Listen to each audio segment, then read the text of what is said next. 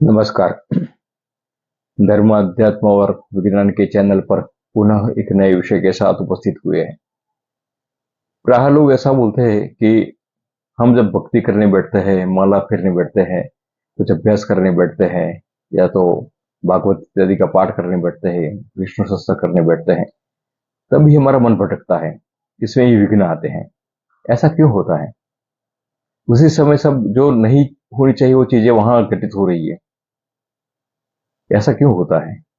तो इसका हम सप्रमाण चर्चा करेंगे, ऐसा क्यों होता है और इसको रोकने का उपाय क्या है। तो सबसे पहले ऋग्वेद में एक ऋचा है, विमे कर्णा पत यतो चक्षुर्विदम ज्योतिर्हृदय आहितम यत विमे मनश्चरति दुर आदि किम स्वीक्षामि किमुनु मनुष्य। ऋग्वेद का है। मतलब हम जब आध्यात्मिक क्षेत्र में प्रशस्त होते हैं तभी हमें विघ्न क्यों आते हैं, हमारा मन क्यों नहीं लगता है, हम ठहरता नहीं क्यों और जगह पर घूमने लगता है। अप्रोक्षानुभूति में या और दूसरे एक उपनिषद में भी ऐसा लिखा है, समाधो क्रियमाणे तो विघ्नो वायन्ति वै बलात् अनुसंधान राहित्यम आलस्यम भोगलालसाम रजस्तमश्च विक्षेपो रसास्वादश्च शून्यता एवं यद विघ्न बाहुल्यम त्याज्यम ब्रह्म विदाशनई। ये जो समाधि में या पूजा पाठ में बैठते हैं तभी अनेक प्रकार के विघ्न हमें बाधित करते हैं। योग सूत्र में भगवान ने यही बात का जिक्र किया है, व्याधिस्त्यान संशय प्रमादलस्य अविरति भ्रांति दर्शन अनुपलब्धि विमुखत्वात् अनवस्थित तत्वानि चित्त विक्षेपास्ते अंतराया। मतलब संक्षेप में, व्याधि, स्त्यान, संशय, प्रमाद, आलस्य, अविरति, भ्रांति दर्शन, गलत दिखना, अलब्ध भूमिकत्व, जहां कोई स्थान नहीं, ऐसी चीजें याद आना, अनवस्थित, और जो ऐसे जो नौ है वो विक्षिप्त चित्त में आते हैं। ऐसा क्यों होता है?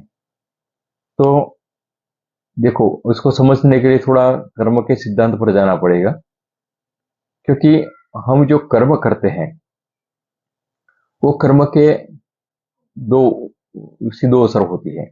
एक तो उसके फल सर्जन होता है और दूसरा होता है संस्कार।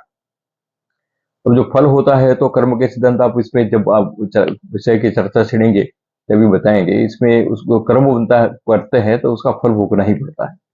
वो कर्म छूटते हैं, वो छूटते नहीं कभी भी। आप कितने भी कल्पों तक वो आपका पीछा नहीं छोड़ते। ना क्षेत ना भुक्त क्षेत्र कर्म कल्प कोटि शतरपि, कल्पांतों तक वो कर्म आपको छोड़ते नहीं। जब तक उसका भोग नहीं हो जाए तब तक वो कर्म छूटते नहीं। दूसरा असर ये होता है कि जो हम कर्म करते हैं इससे संस्कार भी बनते हैं और हमारे चित्त में वो स्थिर हो जाते हैं। जैसे हम आदतें डालते हैं वही हमारा स्फुरणा का विषय बन जाती है। हमने नित्य उठकर भगवान के भजन का नियम बनाया है, देव दर्शन का नियम बनाया है, गीता पाठ का नियम बनाया है, तो अगर कुछ संजोगवशात नहीं होता है तो मन में कुछ ग्लानि होने लगती है। अरे, आज हमारा गीता के पाठ का समय चला गया, हमने गीता का पाठ नहीं किया, विष्णु सहस्त्र नहीं किया, हमने देव दर्शन नहीं किया, इत्यादि। और जो बुरे काम करते हैं इसके भी संस्कार पड़ते हैं। हमने बीड़ी की आदत डाल दी, हमने जुए की आदत डाल दी, हमने शराब की आदत डाल दी, तो समय समय पर हमें बीड़ी याद दिलाती है, अंदर से स्फुरणा आती है कि अभी बीड़ी चाहिए भाई, ढूंढो किसी बीड़ी वाले को, हमें दारू चाहिए, अगर बीड़ी नहीं मिली तो पेट साफ नहीं होगा। तो ये अंदर से स्फुरणा बनती है। अब होता क्या है कि पूरे जीवन दरमियान हम अनेक प्रकार के कर्म और संस्कार करते रहते हैं और संस्कार हमारे चित्त के अंदर संग्रहित होते रहते हैं। जब शरीर चला जाता है तो स्थूल शरीर तो पड़ा रहता है, लेकिन इसमें से जीवात्मा के साथ लिंग शरीर चला जाता है। लिंग शरीर जो हमारा इंद्रिय जन्य शरीर है, जिसके साथ चित्त, अहंकार इत्यादि भी चला जाता है, और वही हमारे अगले जन्म के निर्माण के लिए कारणभूत होता है।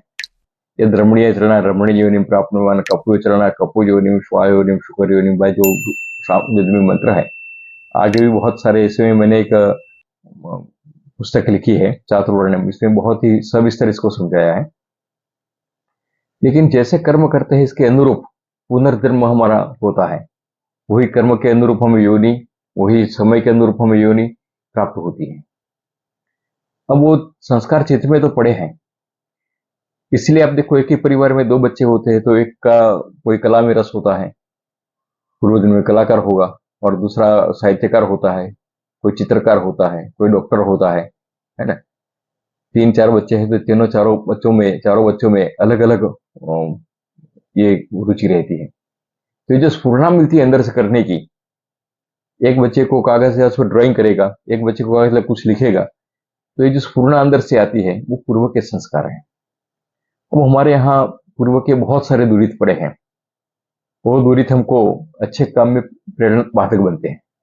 जब हम अच्छे काम करने जाते हैं तो वो विघ्न रूप हमें लगते हैं और हमें वहां से वापस बुलाते हैं, क्योंकि हमने वो आदत नहीं डाली है और इस जन्म में भी नहीं डाली है।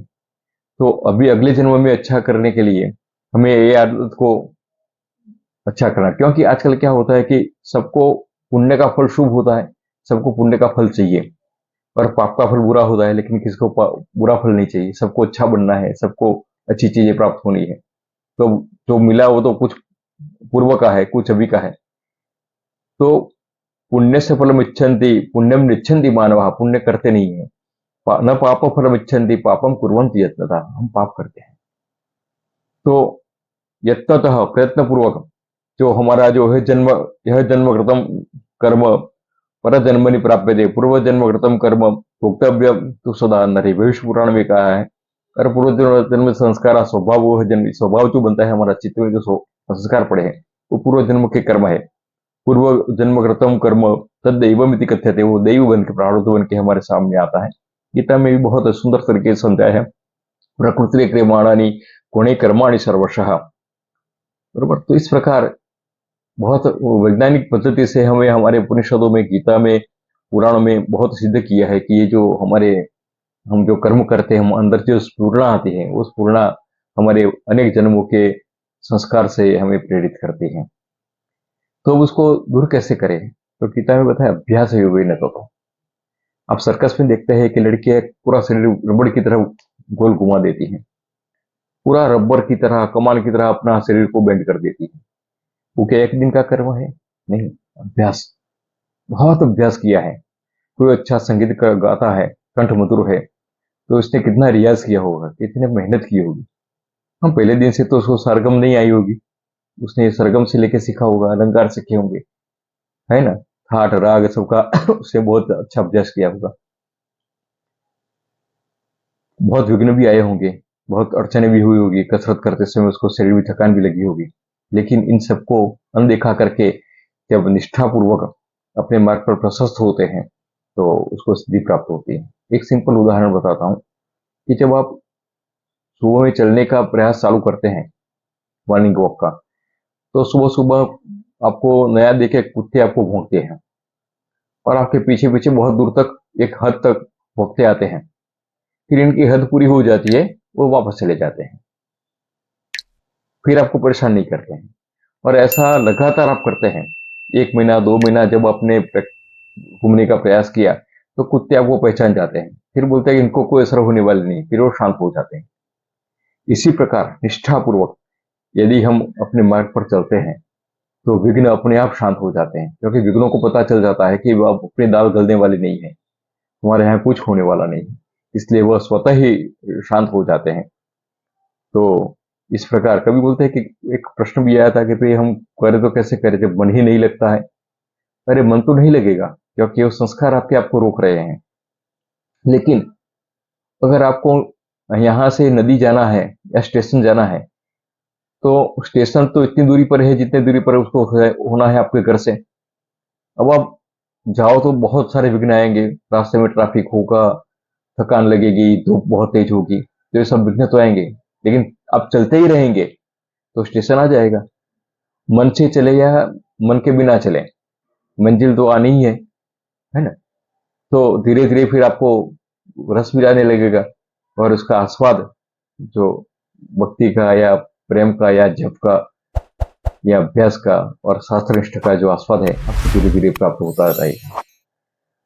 ये बहुत ही सुलभ और सरल तरीका है कि आप निष्ठा से करते रहिए, सिद्धि आपको अवश्य ही मिलेगी। छोटा बच्चा एक अ लिखता है, पाटी में ब लिखता है, धीरे धीरे पूरा भाषा का शास्त्री बन जाता है, लेकिन पहले तो उसको अ लिखना नहीं आता है। इसी तरह आप अभ्यास करते रहेंगे तो अवश्य इसका लाभ मिलेगा। इस वीडियो में इतना ही। नए विषय के साथ पुनः उपस्थित होंगे। नमस्कार।